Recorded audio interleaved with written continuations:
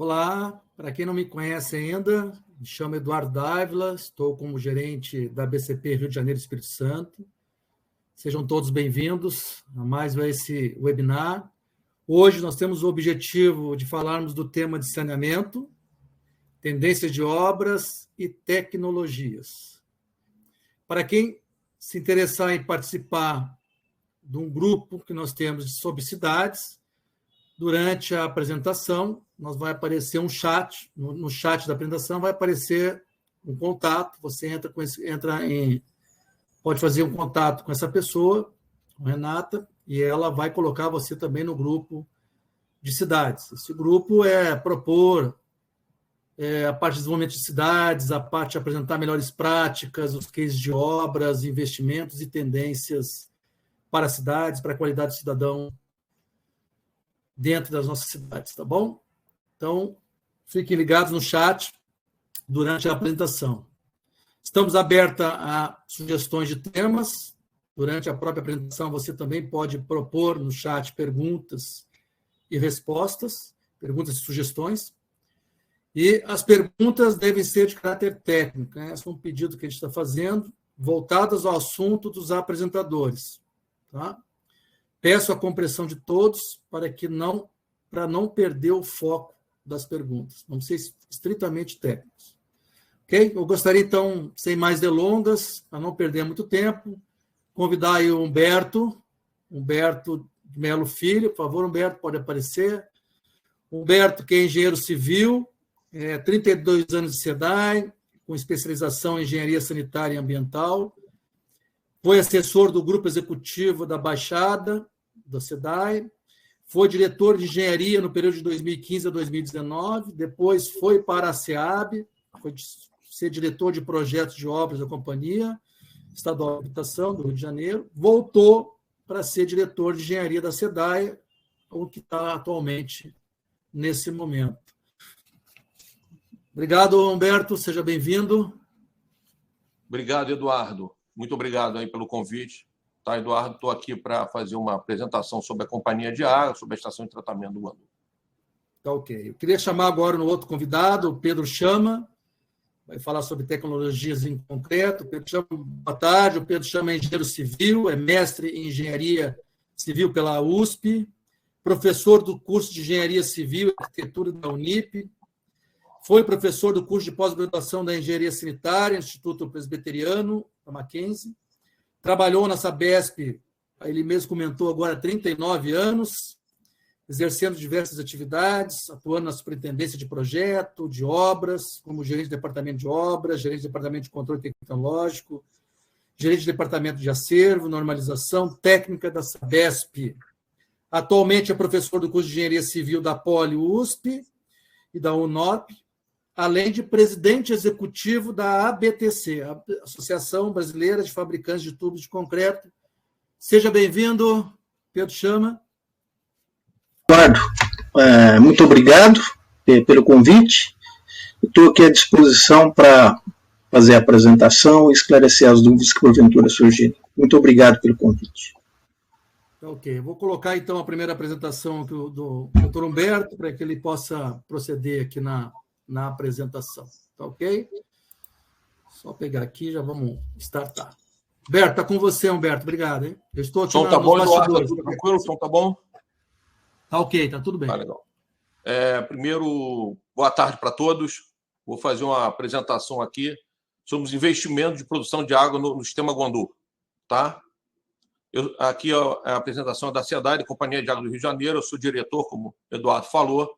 Sou diretor há 6 anos na SEDAI. Sistema de abastecimento de água da região metropolitana do Rio de Janeiro. Tá? Essa é a palestra. Vou falar um pouquinho, antes de entrar na palestra, sobre o sistema de investimento, vou falar um pouquinho sobre o sistema da SEDAI, do abastecimento de água da SEDAI. A SEDAI, hoje, tem 3 sistemas de abastecimento, que essas 3 linhas brancas aí, São Pedro, Rio Douro, Tinguá, Xerém e Mantiqueira. A primeira foi executada em 1877, a primeira linha que abasteceu o Rio de Janeiro. A segunda foi executada em 1880, a terceira em 1893, a quarta em 1998 e a quinta também em 1998. Então, essas linhas são chamadas linhas pretas da SEDAI. O primeiro abastecimento que o Rio de Janeiro teve, a sede do Rio de Janeiro, a capital teve, na época era a capital. E depois, 30 anos depois, foi feito um segundo sistema de abastecimento, que é Ribeirão das Lajes, que foi feito em 1940, e depois a segunda linha em 1949. Aí, em 1955, o governador Lacerda, na época, falou que tinha que resolver definitivamente o abastecimento da região metropolitana do Rio de Janeiro. Ele fez uma captação no Rio Guandu, que é uma transposição do Rio Paraíba do Sul, feito pela Light para gerar energia. Então, ele fez uma captação no Rio Guandu, fez uma estação de tratamento de água do Guandu e fez um túnel com 44 quilômetros de distância, levando água desde de Nova Iguaçu até o reservatório do Macaco, que fica ali na Gávea. Tá? Então, essa obra é uma obra que foi feita em 1955, tá? Para resolver definitivamente o sistema de abastecimento do Rio de Janeiro. O sistema Guandu hoje produz 45 metros cúbicos por segundo, o sistema Ribeirão da Laje, 5,5 metros cúbicos por segundo, o sistema Cari, que são as linhas pretas, 3,8 metros cúbicos por segundo, e pequenos mananciais, 1 metro cúbico por segundo. Deu para ver que o Guandu atende 85% da região metropolitana do Rio de Janeiro. Sistema Guandu. Agora eu vou falar um pouquinho sobre o sistema Guandu. Essa elevatória de água bruta do Guandu tem 22 grupos. Tem grupo de 2,5 metros cúbicos por segundo e 3,5 metros cúbicos por segundo, com potência de 700 HP a 900 HP, dando total de vazão de 45 metros cúbicos por segundo. Sai 4 adutoras, 2,5 metros de diâmetro, com uma extensão de 3 quilômetros. Tá? Aí linha de transmissão, aí é a ponte.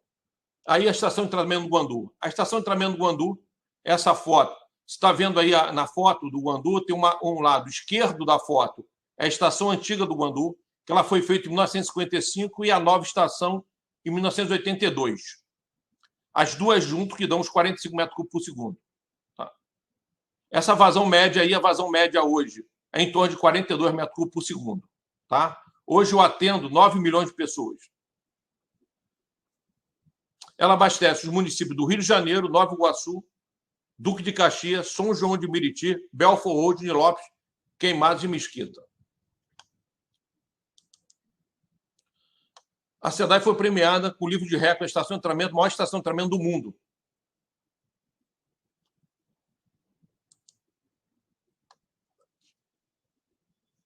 Essa é uma elevatória de bombeamento que fica dentro do Guandu. São divididos em 3 elevatórias. Alto recalque do Guandu, novo alto recalque do Guandu e a elevatória da Zona Oeste. Esses 3 juntos bombeiam por reservatório Marapicu, de 20 milhões de litros, em torno de 21 metros cúbicos por segundo. Na verdade, a SEDAI tem 2 sistemas. Tem esse sistema, que é o sistema Marapicu, e tem um sistema de túnel-canal. O túnel-canal do Guandu, que é 11 quilômetros de extensão, chega nessa elevatória, uma elevatória Lameirão. Essa elevatória é uma elevatória que está 64 metros abaixo no nível do terreno, cravado em rocha. Tem 5 bombas de 9.000 HP e 2 bombas de 4.000 HP. Hoje eu bombeio para o sistema todo, nessa elevatória, em torno de 21 metros cúbicos por segundo. Esse é o esquemático do sistema Lameirão. Eu bombeio 110 metros e depois eu continuo com outro túnel com 34 quilômetros de distância que vai até a Gávea, o reservatório do Macaco. Essa é a foto do túnel do Lameirão. Esse é o túnel que chega na elevatória do Lameirão. Olha o tamanho desse túnel. Esse é um motor de 9.000 HP, ao tamanho do motor. Essa elevatória é uma elevatória gigante, vale a pena a visita. Ela, como eu falei, está a 64 metros de profundidade em rocha.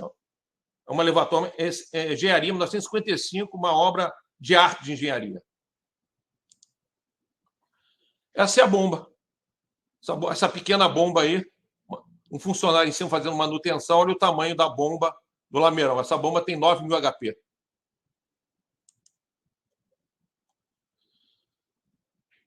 falar um pouquinho sobre os investimentos, que era a nossa palestra. Tá? Eu quis dar um pouquinho, falar sobre o macrosistema da SEDAI, falar sobre o sistema Ribeirão das Lajes, sistema de Linhas Pretas, sistema Guandu. Agora eu vou entrar na parte de investimento que a SEDAI vai fazer nos próximos 5 anos na estação de tratamento do Guandu, na nova estação de tratamento do Guandu, no sistema Laranjal e no sistema Cari, que é o sistema das Linhas Pretas. Isso vai ter um montante de investimento em 5 anos de 4,24 bi. Eu acho que vai ser o maior investimento de saneamento do Brasil em 4 anos. Essa é a estação de tratamento do Guandu, um investimento de 2,5 bi. Esse investimento é um empréstimo da própria Companhia de Água, a Caixa Econômica Federal. A SEDAI já fez o convênio, esse convênio foi fechado, esse contrato com a Caixa Econômica em 2015. A gente fez algumas outras obras de tronco, rede, distribuidora, mas o dinheiro está garantido, esse empréstimo está assinado, garantido o empréstimo de 2,5 bi.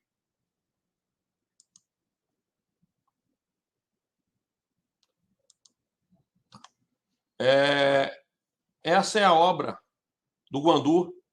Essa é a grande obra que nós vamos fazer, uma nova estação de tratamento do Guandu, de 12 metros cúbicos por segundo.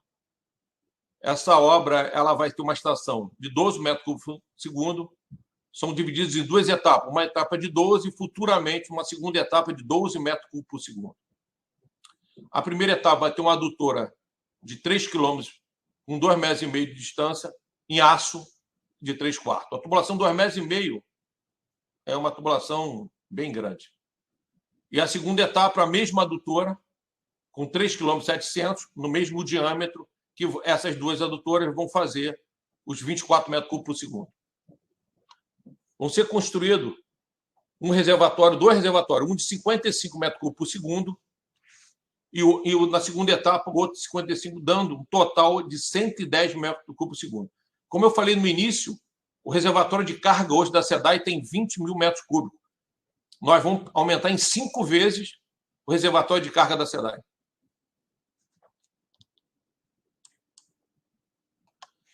Esse é um esquemático da estação de tratamento do Guandu. Ela é uma estação clássica, com floculador, elevatória de água bruta, adutora de água bruta, calha Passion, floculador, mecânico e hidráulico, decantador lamelar, com colmeias, filtro, taxa declinante. Tá. Tem um reservatório de 100 milhões de litros, um tanque de contato, uma elevatória de água tratada, que vai bombear para um novo reservatório, tratamento do lodo, todo o tratamento de lodo da estação.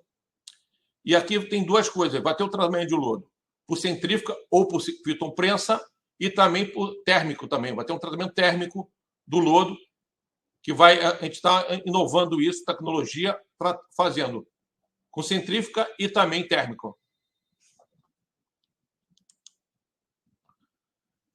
Essa é uma foto em 3D, como vai ficar a elevatória de água bruta.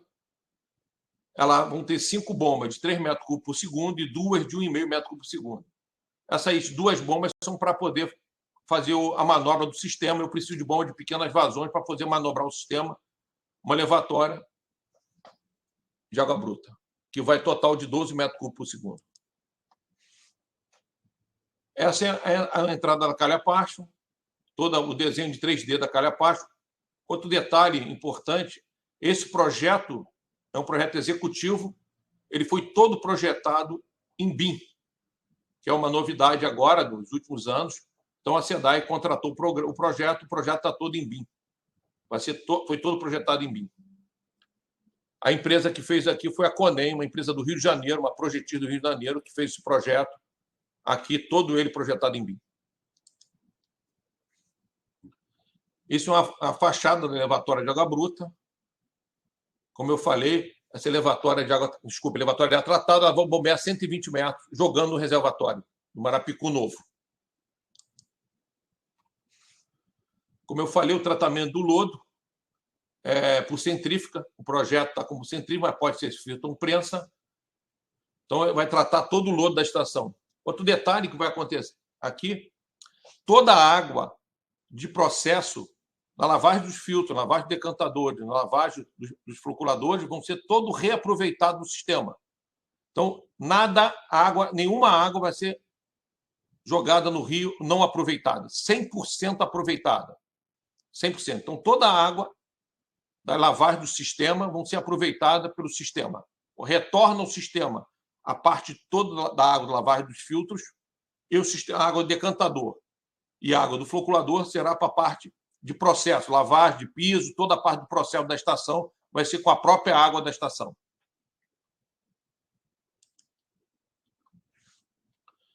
Laboratório, um novo laboratório com alta tecnologia.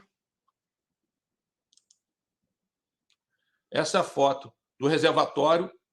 Esse aqui é um reservatório de 55 e o outro aqui de 55, dá um total de 110 metros cúbicos. Essa é a foto da estação, como vai ficar a estação na primeira fase. Aí o sistema integrado todo, a adutora, os 12 quilômetros. Como é que está a situação hoje? Hoje eu tenho uma obra já iniciada, que é a obra da terraplenagem do reservatório, já está iniciada a execução. Eu tenho em fase de licitação a terraplenagem da estação de tratamento. Eu tenho em fase de licitação a adutora de água tratada, o reservatório e o tronco distribuidor e extravasor também, que está aqui embaixo na fase de licitação. Tá? A previsão de início de obra é abril de 2022, que é a estação de tratamento, que é toda a estação de tratamento, uma população beneficiária de 3 milhões de habitantes, um investimento de 2,5 bi.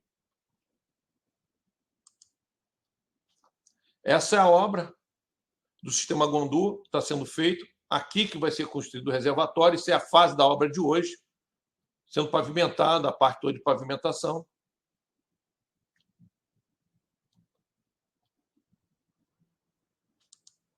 Eu vou voltar um pouquinho aqui, só para botar uma foto aqui.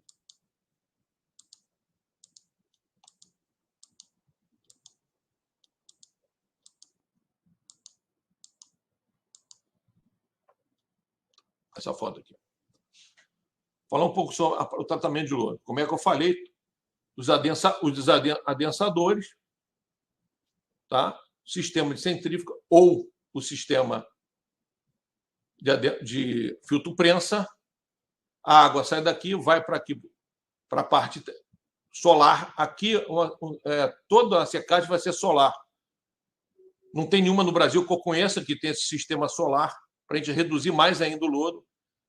Só para ter uma ideia, o Guandu hoje, em torno de 25 carretas por dia de produto químico, a gente espera aqui em torno de 23 carretas, 12 carretas de produto químico por dia. Então, o Guandu manda de lodo para fora em torno de 20 carretas para o aterro sanitário. Aqui a gente está tentando reduzir para 6 carretas em função da secagem de lodo térmico. Essa é a grande obra que a SEDAI vai fazer. Como eu estava falando, é uma estação de tratamento, vai ser a 5ª maior do Brasil. A gente espera que essa obra seja uma obra que vai ser com tecnologia nova.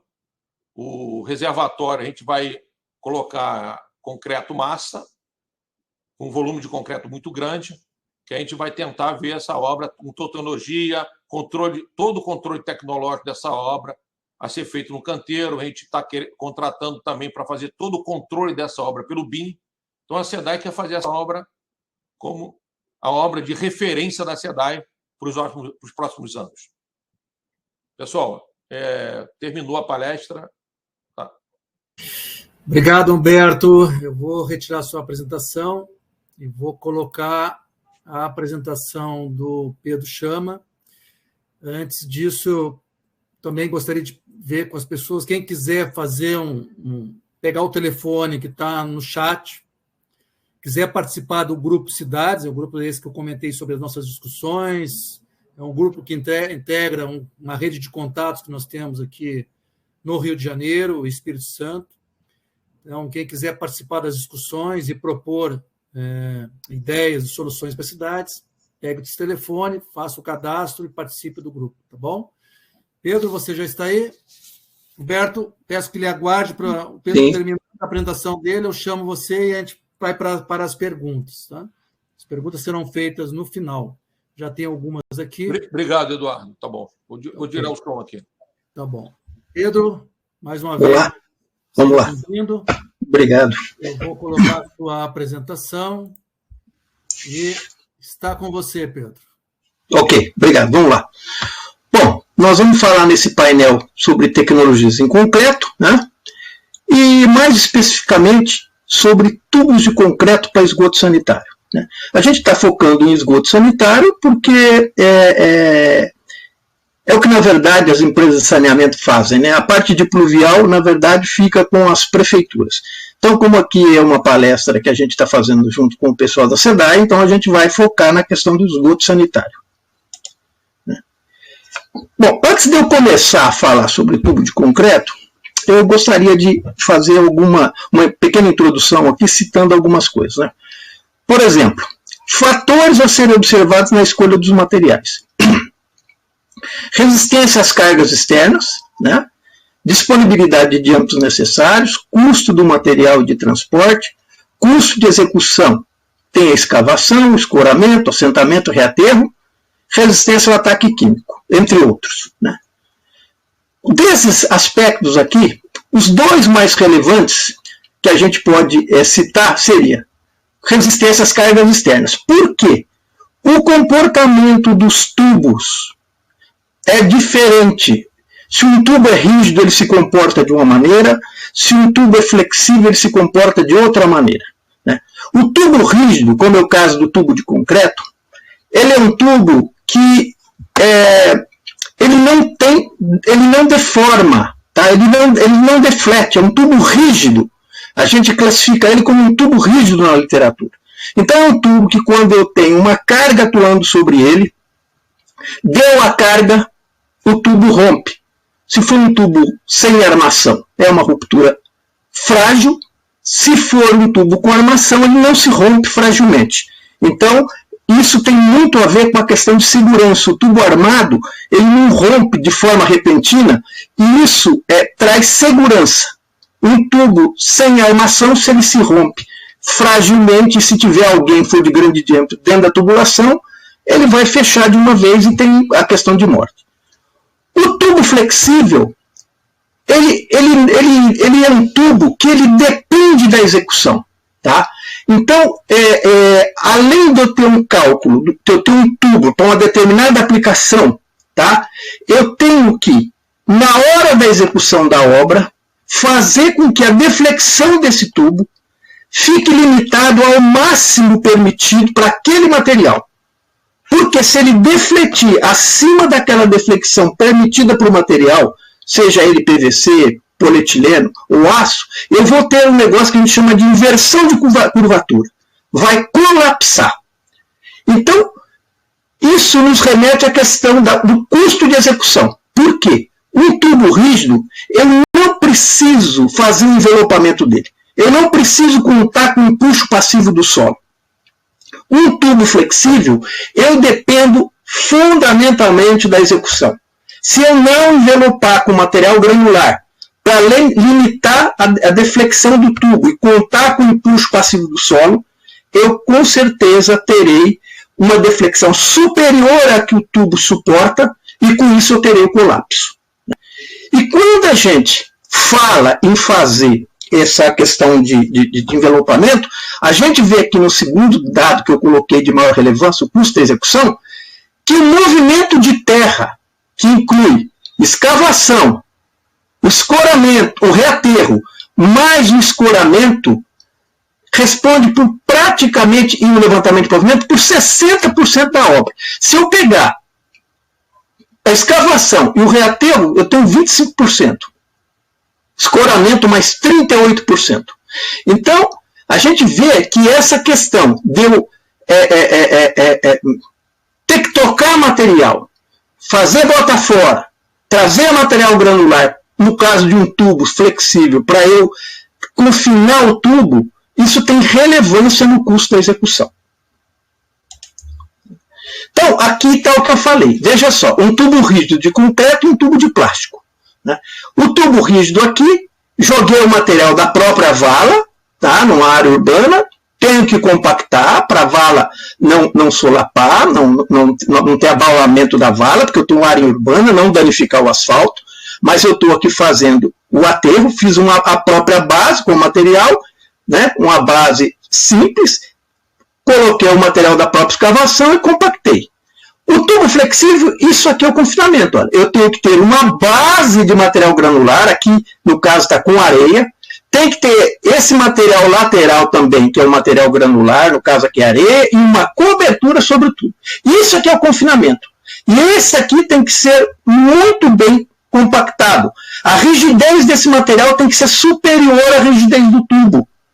Porque na hora que eu aplico carga sobre esse tubo, ele vai tentar se defletir, e esse material lateral aqui é que vai limitar a deformação do tubo para que ele não venha colapsar.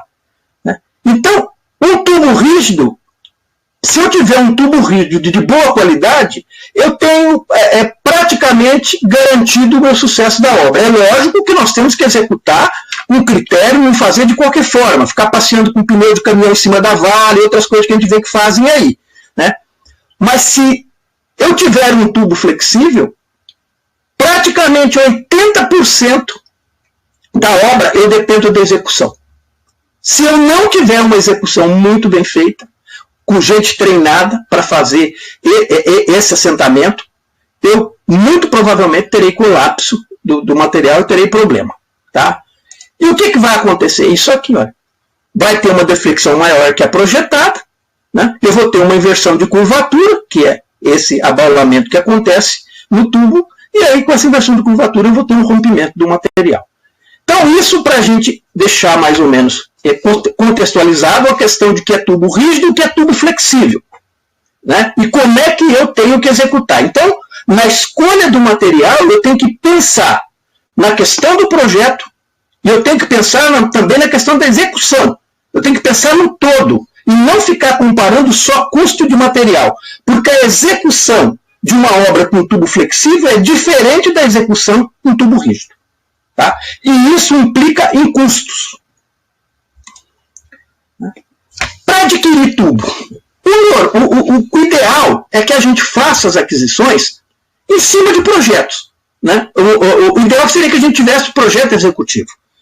Isso aqui é um desenho de um projeto executivo, onde eu tenho os diâmetros, tenho o tipo de base, se é lastro laje berço, se é simples, se é com o selastro simples, o escoramento, que tipo que é, se é metálico, ou se é escoramento simples ou contínuo, seja o que for, o diâmetro, tem aqui todos os dados. Então o ideal é que eu adquira em cima de projeto.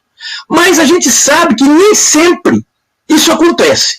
Então, se eu não tenho projeto, a primeira coisa, eu tenho que dizer para o meu fornecedor qual é a utilização prevista. Se é para pluvial, para esgoto, tem outras aplicações. Por quê? Tem diferença no caso de tubo de concreto para pluvial e de esgoto. Por exemplo, o tipo de cimento é diferente. Tá? Devido à agressividade do esgoto. Tá? Diâmetro nominal, tenho que fornecer qual é o diâmetro que eu quero. Classe de resistência mecânica do tubo, como é que isso é obtido? Eu tenho que dizer quais são as condições de estação, que profundidade que eu vou instalar esse tubo, quanto de, se for aterro, quanto de aterro tem em cima desse tubo. Por quê? Essa carga sobre o tubo é que vai me definir qual é a classe de resistência do tubo. Tá? O tubo de concreto, a gente não pode esquecer que é uma estrutura de concreto como outra qualquer. É uma massa de bolo. Eu faço o tubo para suportar a carga que eu quiser. Diferente de outros materiais que são produzidos de uma certa forma e não podem ser aplicados em qualquer situação. Há limitações na aplicação. Tubo de concreto não. Eu calculo ele para a situação que eu quiser. Faço, assim como eu calculo um pilar, uma laje, tá? Ou uma viga para uma determinada carga, eu calculo o tubo. Tá? E preciso aí dos desenhos de locação em planta e perfil, incluindo sondagens. Toda obra enterrada é fundamental sondagem. A gente sabe que não fazem muita sondagem, mas é fundamental a gente ter sondagem. Tá? Outra coisa, quando eu compro um material de um determinado fornecedor, é fundamental que eu inspecione esse material, faça os ensaios conforme previsto em norma, para ver se o tubo atende aos requisitos normativos. E esses ensaios só são feitos em fábrica ou em laboratórios. Não dá para fazer um ensaio no campo. A única coisa que eu consigo fazer no campo é um visual dimensional. É olhar, ver se não tem fissura ou não, e fazer medições dimensionais, de comprimento, espessura de parede, etc. Então, a inspeção tem que ser feita, normalmente se faz em fábrica, porque é onde eu tenho prensas, onde eu tenho laboratório para fazer os ensaios previstos em norma. Quando eu faço? Toda vez que eu adquiri. Tem as amostragens na norma, quantos tubos eu tiro de um determinado lote para fazer a inspeção. E o objetivo disso, o que é? É receber material com padrão de qualidade, conforme está previsto na norma. Esse é o objetivo. Para não receber porcaria. O fornecedor entra numa licitação, mergulha e depois entrega qualquer coisa. Se ele souber que eu não vou inspecionar, que eu não vou checar a qualidade, melhor ainda, porque aí ele mergulha mesmo no preço e entrega qualquer coisa. Tubo de concreto. Quais as normas que falam de tubo de concreto, onde tem os requisitos? A NBR 8890. NBR 8890, os diâmetros de 200 a 2000, os diâmetros mais utilizados, normalmente maior que 400, igual a 400, comprimento mínimo na norma é de 500, só que em esgoto não se usa diâmetros inferiores a 2 metros. Tá? Comprimentos inferiores a 2 metros. Principais características: junta rígida, junta elástica, tem na norma. Né? Para esgoto não se usa junta rígida. Rígida só em pluvial. Em esgoto só se usa junta elástica, seja ela incorporada ou não. Tá? E ele pode ser dimensionado por qualquer carga de altura de aterro. Um tubo rígido não depende fundamentalmente da execução da obra. Tem o tubo de concreto com fibras, ele está na mesma norma também. Tá? Diâmetro fabricado de 200 a 1000. Eu já gostaria de dizer que, no caso, a norma limita tubo com fibra em 1000, apesar de na Europa fazerem tubo de diâmetros maiores. Isso aqui, quando foi colocado na norma, foi colocado como medida de segurança para evitar aventureiros fazendo tubos aí de grandes diâmetros e acontecendo sinistros, para o mercado se familiarizar com isso primeiro, tá? Para depois a gente, numa futura revisão de norma, ampliar o diâmetro. Né? Diâmetros mais utilizados maior que 300 e o comprimento também sempre de 2 metros no mínimo. Né? E a junta elástica também. O que é o tubo com fibra? O tubo de concreto tradicional, ele tem lá o vergalhão ou a tela colocada no tubo. Ela é posicionada garantindo-se os comprimentos externo e interno.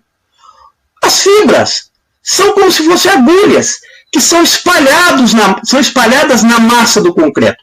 Então eu misturo as fibras com a areia, com o cimento, né, com o agregado, com o cimento, tá? E ponho na betoneira ou no misturador e depois mando na forma para fazer o tubo. Ponho no equipamento de produção do tubo. Tá?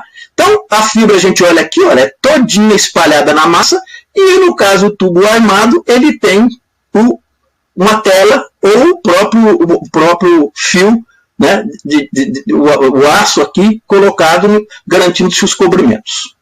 Então, essa é a diferença. Tá? No mercado, existem diversos tipos de fibra. Polipropileno fibrilada, monofilamento, aço, em forma de soltas, assim, as fibras de aço, em pentes, tá? Então, hoje já tem até mais tipos de fibra no mercado, além dessas que eu estou mostrando. Né? No caso de tubo, a norma prevê que eu só posso usar a fibra tipo A1, que é um aço trefilado, resistência mínima do aço a 1000 MPa, ancoragem em gancho e um fator de forma de 40. O que é o fator de forma? A relação entre comprimento e diâmetro da fibra, equivalente. Isso está na norma de fibras de aço para concreto, que é a NBR 15530. E hoje a norma só prevê esse tipo de fibra, porque na época em que foi feito esse estudo lá em 2000, dentro de 2000 e 2003, que foi a época em que eu fiz o mestrado, foi esse material que foi estudado. Hoje em dia existem nas universidades o pessoal estudando outro tipo de fibra. E a gente pode ser que a gente no futuro, não muito distante, tenha na norma de tubos permissão de uso de outros tipos de fibra. Hoje, o que está normatizado e que é permitido é só esse tipo de fibra. Com essas características que estão aqui, que está na NBR 8890, e a norma de fibra é essa aqui para consultar. Para vocês terem uma ideia do que é uma fibra, veja aqui, ó, como se fosse umas agulhas. Né? Veja o nível de deformação que esse tubo sofreu quando a gente colocou ele na prensa e fez o ensaio de compressão, e ele não tem ruptura frágil. A prensa chegou no final de curso, olha o tamanho de abertura que teve, isso aqui não posso nem falar que é fissura, isso aqui é um absurdo de abertura, né? E o tubo não rompe fragilmente. Então, a fibra, ela dá algumas características para o concreto que a gente vai comentar depois. Tá? Então, os tubos de concreto tradicionais e com fibras, a gente normalmente usa eles em valas a céu aberto, VCA aqui que eu coloquei, valas a céu aberto. Então, as execuções tradicionais, a gente está vendo aqui uma vala a céu aberto. Tá? Além dos tubos tradicionais e com fibras, a gente tem também uma norma que trata de tubo para cravação, tubo de concreto para cravação, né? Que é para fazer a execução de obra através do sistema denominado pipe jacking. Né? Aonde está isso? Está na NBR 15319. Esses tubos são fabricados em diâmetro de 300 a 2000, os mais utilizados normalmente maiores que 600 milímetros, né? Comprimento mínimo 2 metros, e a característica principal é a utilização no método não destrutivo, né? Utilizado em grande escala, principalmente nos centros urbanos, grandes centros urbanos consolidados, porque eu não tenho condição de ficar abrindo vala em determinadas cidades como São Paulo, Rio de Janeiro. Então, através desse método, eu executo a obra sem abertura de vala, pelo processo não destrutivo. Tá? Então, é utilizado em área urbana, sem interrupção de trânsito, sem desapropriação de terreno e edificações, facilidade de transposição de interferências. Então eu faço um poço de um lado e do outro e cravo o tubo, acabou. Né? Vantagens do sistema. Dispensa a troca de solo, elimina custo adicional de escoramento, de escavação, de remoção, transporte, substituição e compactação de solo, evita rebaixamento do lençol. Na frente da escavação vai normalmente um shield, se eu tiver ele de frente fechada, eu tenho pressões de até 20 MCA que suporta, né? Limita o levantamento e reposição de pavimento só ao local dos poços, onde eu faço o poço de emboque e de desemboque, o poço para cravação e retirada do equipamento, né? Tem uma alta precisão no nivelamento e no alinhamento, né? Isso feito a laser, chega a dar uma precisão de 0,1%. Baixo, olha coisa importante, ou quase nulo impacto ambiental e custos sociais devido a não ocasionar transtornos ao trânsito, ao tráfego, risco aos pedestres, reduzida poluição sonora e baixa poluição do ar. Então aqui está o tubo pipe jack. Tá? Então nós vamos mostrar, né? Tem os poços, né? Poço de cravação, aqui na frente da escavação vai um shield, desce o shield no poço, posiciona ele na entrada do túnel. Tá? Fora eu tenho os equipamentos. Esse aqui é um exemplo do equipamento japonês Soltal. Né? Aqui nessa tela é tudo controlado. Então eu não tenho gente dentro dos microtúneis lá, diâmetros menores. Então isso ajuda muito na questão de segurança, porque o risco de acidente é baixo, eu não tenho pessoas dentro do túnel. E aqui fora eu controlo tudo num container onde está instalado esse equipamento. Né?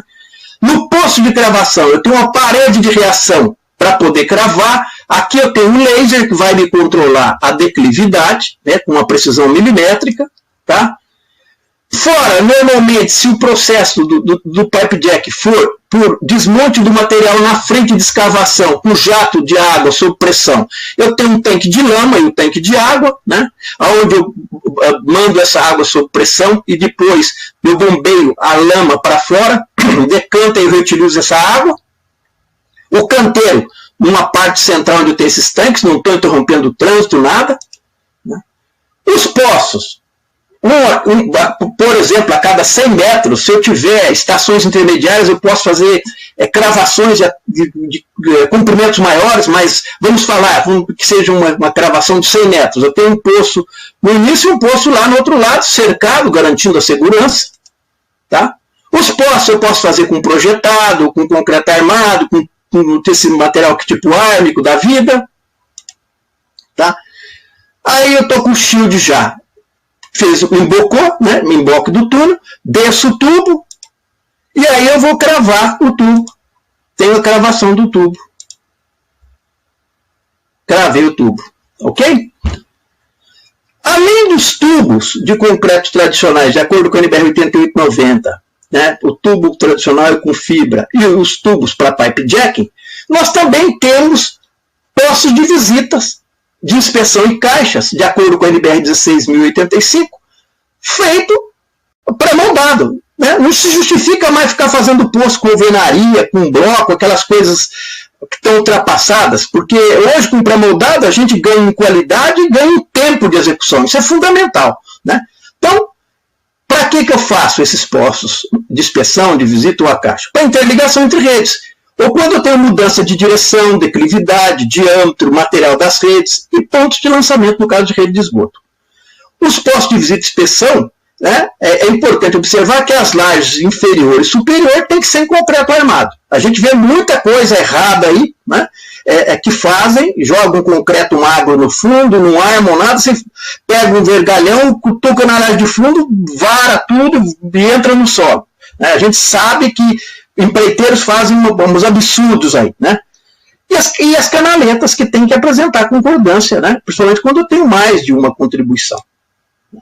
Então, aqui um exemplo de um posto de visita pré-moldado, né? Feito por um dos associados da BTC. Né? Existe aqui as características para postos de visita e de inspeção. Né? Aqui uma obra com caixa, com poços. Aqui a gente está vendo que a junta é rígida, essa obra é uma obra de pluvial, se fosse esgoto não poderia ser junta com argamassa, isso aqui é pluvial, por isso que está com argamassa, esgoto não se permite isso. Tá? E como eu disse anteriormente, faz sentido eu fazer poço com alvenaria, poço com bloco, tá? Quebrar tubo para poder fazer ajuste em poço, isso é coisa ultrapassada. A gente tem que procurar evoluir. Hoje tem material de alta qualidade no mercado aí para a gente poder estar evoluindo. Tá? Se tiverem dúvidas, né, a gente está à disposição na BTC, podem entrar em contato comigo, com a Bruna ou com a Carol. Aqui estão os telefones, né, e os e-mails. Né? A gente está à disposição para responder. Hoje, se tiverem dúvidas também, a gente está à disposição aí para responder. Então, da nossa parte era isso. Eu agradeço muito a atenção de todos, o convite que foi feito para a gente estar participando desse evento, né? E estamos aí à disposição na sequência aí para responder as perguntas que fizerem necessárias. Muito obrigado. Obrigado, Pedro. Pode retornar com a câmera agora. Houve alguma coisa com a câmera que está dando aqui que tá baixa, caiu. Alguma coisa, deixa eu ver aqui. Ver que você se escondeu. Ela saiu aqui. A minha câmera está ligada, mas aconteceu algum bugzinho aí. Mas tudo bem, a gente está ouvindo você. O importante é isso.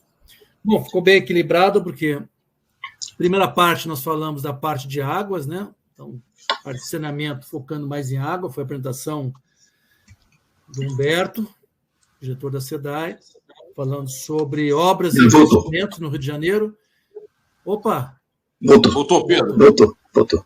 E a segunda parte já de esgoto. O Pedro chama, dando uma aula aí de tecnologia em concreto, esclarecendo alguns pontos e mostrando as tecnologias que são que estão disponíveis hoje, né? Deve ter muito mais, eu acho que o tempo que restringiu. Vale uma live só das tecnologias, eu acho, né, o Pedro?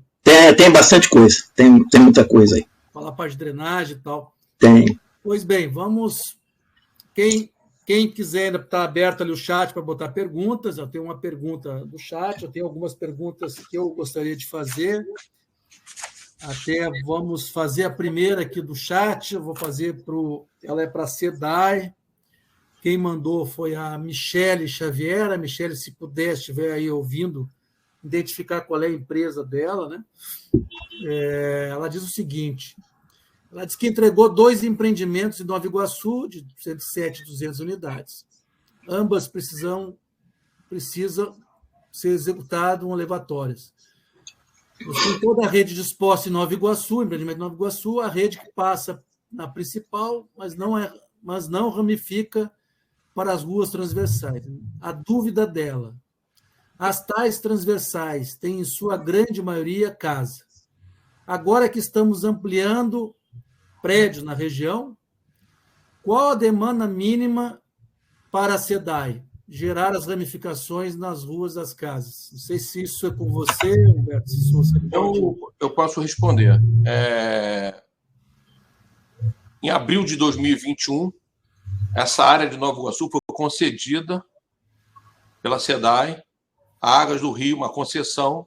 Então, essa redes finas, toda a parte de distribuição, não faz mais parte do contrato da SEDAI, e sim com Águas do Rio.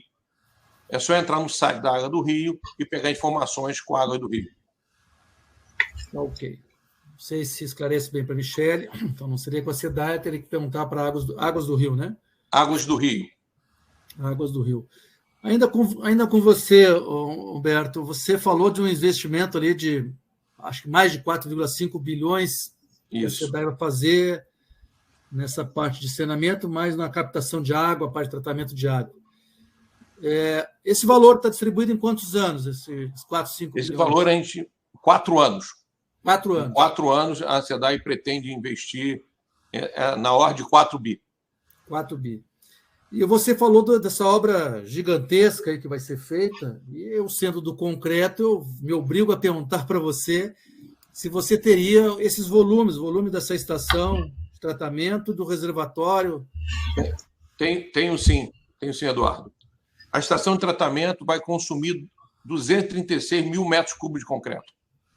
O reservatório, 28 mil metros cúbicos de concreto. Esses volumes também nesse período de 4 anos. Período de 4 anos. Nesse período de 4 anos aí, nós vamos ter quase 260 mil metros cúbicos de concreto, em torno de 260 mil metros cúbicos é bastante coisa. Bastante coisa para a região ali, talvez. Não sei como vocês já pensaram, botar usina. A nossa ideia é o planejamento de vocês aí em termos disso? Colocar usina de concreto dentro da estação de tratamento de 12 metros cúbicos da nova estação de tratamento do Guandu, pelo menos 2 usinas e uma usina no reservatório. Essa é a nossa ideia. Sim. Essa obra já está licitada? Vai ser licitada agora? Essa obra ela foi dividida em 4 fases. Uma fase, a primeira fase, terra penal reservatório, já está licitada em andamento. A segunda fase é adutor e reservatório, já está em fase de licitação. O edital deve estar saindo até o final desse mês. E a grande a obra da estação de tratamento, acredita a gente que no final do mês de dezembro a gente está com a licitação na rua. Já em dezembro sai a licitação da estação. Aí, que é a maior, em torno de 2 bi 200. 2 bi, o maior volume de recursos. Tem alguma tecnologia diferente nessa área do concreto aí, fora o concreto massa, que nós já conversamos sobre isso, que a gente veio conversando com vocês? Tem uma tecnologia na parte não de concreto, mas na parte de secagem de lodo. A tecnologia, a gente vai fazer uma tecnologia de secagem térmica com sol. Já que o Rio de Janeiro é um estado de muito sol, a gente vai secar o lodo do Guandu com a parte de solar. Uma tecnologia nova, não tem nenhuma hoje funcionando no Brasil. A gente visitou fora do país algumas, então a gente quer implantar isso aqui. Para reduzir o volume de lodo, natureza, tudo a gente está querendo botar isso, a tecnologia nova. Você sabe que o lodo ele pode ser um resíduo utilizado no concreto, sabia disso? Sabia. Um tempo atrás a gente fez para tijolo, Eduardo. A SEDAI fez um trabalho, se eu não estou enganado, em 2012, a gente fez um trabalho grande para a fabricação de tijolo com uso do lodo do Guandu. E dá certo, a resistência foi muito boa, deu muito certo. Bloco de concreto, tá? Muito boa resistência. A COP tem um projeto bem grande lá. A COP tinha, não sei se continua esse trabalho com eles lá, eles tinham um trabalho de usar resíduos, esses rejeitos, e um dos rejeitos que eles tinham lá era um lodo. O trabalho foi junto com a COP. A gente fez um trabalho de fazer uma fábrica de tijolo de concreto dentro do Guandu. Então foi isso. Os resultados foram positivos? Excelente. Entendi. Agora a pergunta para o nosso amigo aqui, o Pedro. Pedro, vocês têm associados aqui, essa do Pipe Jack, eu acho bem interessante.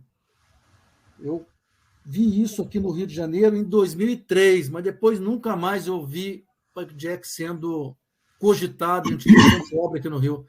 Você sabe informar se tem algum associado aqui no Rio de Janeiro? Tem associados no Rio que fabricam Pipe Jack e associados grandes. Empresa grande está entre os maiores do Brasil. E produtores que produzem produtos de ponta aí, tá? Se vocês precisarem, depois a gente pode passar os contatos para vocês. Quem precisar do contato, a gente passa. Mas temos sim, no Rio tem, que atende aí o Rio, consegue atender Espírito Santo, atende toda essa parte aí. Eduardo, eu estou fazendo hoje, não pela SEDAI, mas sim pela Secretaria de Meio Ambiente, aplicação já de 1,5 metro, pela construtora Passarelli, aqui no Rio de Janeiro. A Passarelli que fazia isso lá em 2002. A Passarelli faz, tem aí outros consórcios entre a Enotec e tem algumas empresas que fazem para nós a despoluição do Tietê, fizeram para a Sabesp aqui na despoluição do Tietê. A Passarelli hoje está trabalhando no Rio de Janeiro fazendo 1,5 metro de diâmetro. 1,5 metro. Obra para a SEDAI. Para a Secretaria de Meio Ambiente. Do Meio Ambiente. É um programa chamado PISAM. É um programa do meio ambiente. Bem interessante isso aí, bem interessante. Essa é uma tecnologia. Nos grandes centros hoje, eu acredito que isso tem uma tendência de ganhar muito espaço. Por quê? Hoje em São Paulo, para você abrir uma vala, você tem que pedir autorização para N locais. Depois você tem que fazer a reposição da faixa toda. Você abrir uma vala de 80, você tem que refazer a faixa. Está ficando mais caro o pavimento do que a vala. Daqui a pouco as empresas de saneamento vão se tornar empresas de asfalto, porque é inviável.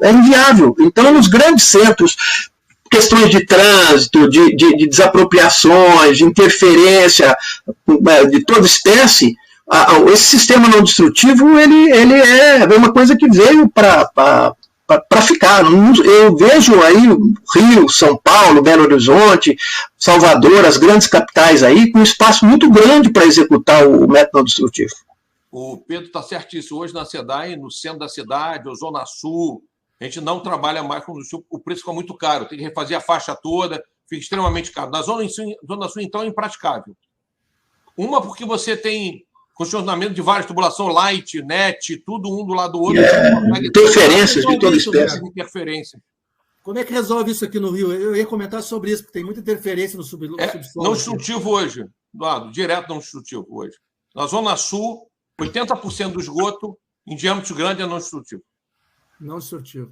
Olha que maravilha. E mais uma pergunta também para o Pedro. Pedro, você no início você apresentou um certo comparativo com o tubo de PVC, né? Você teria alguma coisa a mais comentar sobre isso? Porque eu rapaz, esse comparativo para destacar, porque na verdade, o que eu quis dizer ali é o seguinte: o tubo rígido tem um comportamento e tubo flexível tem outro. Por exemplo, tubo de aço. O tubo de aço ele tem a espessura de parede dele calculada contando com o empuxo passivo do solo, porque senão tem que ter uma espessura absurda. E como é que eu vou transportar, manusear isso? Os tubos flexíveis, o polietileno, o PVC, que também são utilizados, né, são tubos que têm uma característica diferente dos tubos rígidos, no caso o concreto e a manilha cerâmica. O tubo de concreto, se eu produzo um tubo para carga para o qual ele foi dimensionado, ele não tem capacidade de deformar. O que acontece? Aplico a carga de terra em cima, de trânsito, seja o que for, deu a resistência, o tubo rompe. Ele vai abrir uma fissura, se for armado, ele não vai ter ruptura frágil, mas eu danifico, tá certo? E eu calculo ele para a situação que eu quiser, porque é uma estrutura de concreto. Um tubo flexível, na verdade, eu tenho que escolher o tubo por uma determinada rigidez. Se eu vou escolher um tubo de PVC ou um tubo de PAD, eu escolho um tubo lá de rigidez SN2, 4, 8 ou 16. E depois, para a condição de aplicação, eu tenho que verificar a deflexão para aquela condição de aplicação. E essa deflexão, o que acontece? Eu não posso deixar que um tubo que suporta uma deflexão máxima de 7,5%, por exemplo, que ele ultrapasse essa deflexão, porque se passar, ele vai colapsar. Ele vai ter uma inversão de curvatura e vai colapsar. Então, eu dependo, no caso do tubo flexível, demais da envoltória, do confinamento do tubo, a base, a lateral e até uma camada em cima do tubo. E compactando isso. Por quê? Eu tenho que fazer com que esse material lateral ao tubo tenha uma rigidez superior ao tubo. Porque aí eu conto com um empuxo, com o atrito interno do solo e com o atrito com as paredes da vala, e eu alivio carga sobre a tubulação fazendo esse confinamento, para que não ultrapasse a deflexão máxima e o tubo venha a colapsar. Um tubo de concreto, como ele não se deforma, um tubo rígido, eu não preciso disso. Eu só tenho que fazer uma base, ter o cuidado de abrir uma valinha transversal para acomodar a bolsa, para apoiar todo o corpo do tubo no chão, para a carga ficar distribuída ao longo do comprimento do tubo, e não só sobre bolsas, porque é muito comum a gente ver os tubos apoiados só na bolsa, aí eu fico como se fosse uma viga bem apoiada, isso está errado. Eu tenho que abrir um rasguinho transversal, coloco a bolsa dentro, o corpo do tubo no chão. Tem que me preocupar com a base. E depois, eu uso o próprio material da escavação. Se for um material que dá para reaproveitar, que se não for uma lama, ou sei lá, um material de baixíssima qualidade. No caso do tubo flexível, não, eu tenho que fazer a troca. Essa envoltória eu tenho que fazer com material granular. Porque se eu não fizer, e não compactar isso, não tiver uma compactação adequada, eu tenho uma chance muito grande de ter colapso da tubulação. Então eu tenho que contar com a mão de obra treinada. E para eu fazer isso, demanda tempo, demanda bota fora, tem que jazida para poder fazer a envoltória. Por que eu falo isso? Porque as pessoas só sabem comparar as coisas de forma pontual. Ah, o tubo é mais barato que o outro. Tal coisa é mais barato que aquilo. Não. Eu tenho que pensar no empreendimento como um todo. O empreendimento é projeto, material e execução. Então eu tenho que comparar o custo total da obra pronta. A gente gosta muito de falar, pelo menos aqui na BCP, sobre falar do sistema como um todo, né? Não olhar o produto, olhar o sistema. Justamente, é sistema. Eu tenho que olhar o empreendimento acabado, e aí entra uma série de fatores. Então a gente vê muito, não, mas eu faço... Mas como um tubo de concreto pode também, algum fornecedor, por isso que eu falei da inspeção. É fundamental você checar a qualidade, porque a gente sabe que na execução de obra o cara vai lá e dá preço baixo, a gente sabe que no fornecimento de material dá um preço baixo, e se eu não fiscalizar, e quem está fornecendo, seja o material ou a execução da obra, não tiver a certeza que eu vou fiscalizar para que saia bem feito o serviço, ou a compra do material de qualidade conforme requerido em norma, o que ele vai fazer? Ele vai mergulhar na licitação, o Humberto sabe muito bem disso, fazendo licitação aí, ele vai mergulhar e aí me entrega qualquer coisa se eu não fiscalizar a qualidade do que eu estou recebendo. Tá certo. Isso é muito comum. Estamos chegando no fim, tem 2 minutos ainda para as 5 horas. Humberto, você tinha alguma pergunta para fazer para o Pedro? Não, tá bom. Pedro, tem alguma pergunta aí, alguma coisa? Não, muito obrigado. Achei que foi muito boa a sua apresentação e bastante desafiadora o que você tem pela frente aí. Eu desejo boa sorte, que você vai ter aí muita coisa para tocar. Vou precisar muito de você. A gente tem muita drenagem naquela área lá, muita tubulação de concreto, drenagem, grande coisa. Nós estamos à disposição. Conta com a gente. Só uma informação, a gente tem ali 1,5 km de tubo não destrutivo atravessando a antiga Dutra.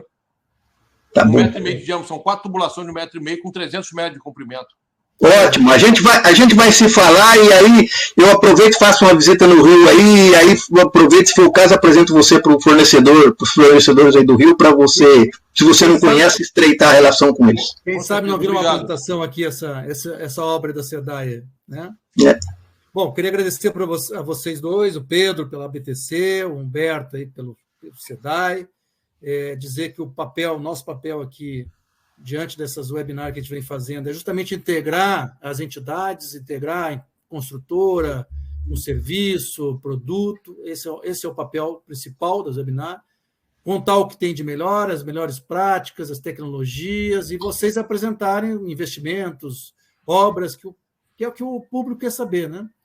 A parte técnica, o que tem de tecnologia, isso acho que o evento foi 100%. Mostrou investimento, mostrou tecnologia. O Humberto deu uma aula aí aqui para o Rio, para quem estava pessimista em termos de obra, né? Sai mais otimista em volumes, né? E a aula do Pedro sobre tecnologias em concreto, falando que no Rio tem também as tecnologias que estão aqui disponíveis, o Humberto concluindo que já estão até aplicando a tecnologia. Tá bom? Então, eu agradeço a vocês, muito obrigado. A BTC, em nome do Pedro, a SEDAI, em nome do Dr. Humberto, e estamos disponíveis aí à disposição para vocês todos, tá bom? Agradeço ao público que está assistindo e um até breve para todos aí. Muito obrigado, hein? Até breve, muito obrigado. Prazer, Pedro. Prazer foi meu, Humberto. Muito obrigado para vocês. Abraço. Tchau, tchau.